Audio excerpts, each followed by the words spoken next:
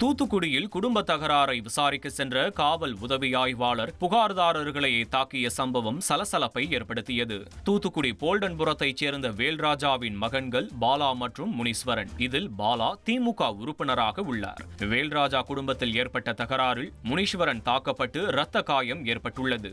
இதுகுறித்து பாலா அளித்த தகவலின் பேரில் அங்கு வந்த காவல் உதவி ஆய்வாளர் காவு ராஜா முறையாக விசாரிக்காமல் முனீஸ்வரனையும் புகாரளித்த பாலாவையும் தாக்கியுள்ளார். இதனால் தன் மீது புகார் எழுமோ என்ற அச்சத்தில் எஸ்ஐ காவு ராஜா தன்னை சகோதரர்கள் தாக்கியதாக கூறி அரசு மருத்துவமனையில் அனுமதிக்கப்பட்டதாக கூறப்படுகிறது. காவல்துறை அதிகாரி காவுராஜன் அவர்கள் என்னை என குடும்பத்தால் மதியமே நாங்கள் கம்ப்ளைண்ட் செய்தோம். அதற்கு சமரசம் பேசிவிட்டு நான் இந்த ஏரியாவே கிடையாது, நான் காலி பண்ணி வெளியே போயிட்டேன்.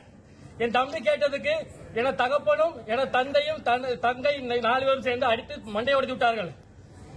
இதமாக காவல் கம்ப்ளைண்ட் செஞ்சதுக்கு தேடி வந்தவர்கள் காவல்துறை முன்பே என தந்தை தாக்கினார். இதற்கு உடந்தையாக திரு காவுராஜன் அவர்கள் என்னை அடித்து என சட்டையை கிழித்து விட்டார்கள். இனி செல்லும் இடமெல்லாம் செய்தி. தந்தை டிவியின் வாட்ஸ்அப் சேனலை ஃபாலோ பண்ணினா செல்ல இருக்கும் இடமெல்லாம் செய்தி. இதோ QR கோட் இப்பவே ஸ்கேன் பண்ணுங்க, ஃபாலோ பண்ணுங்க.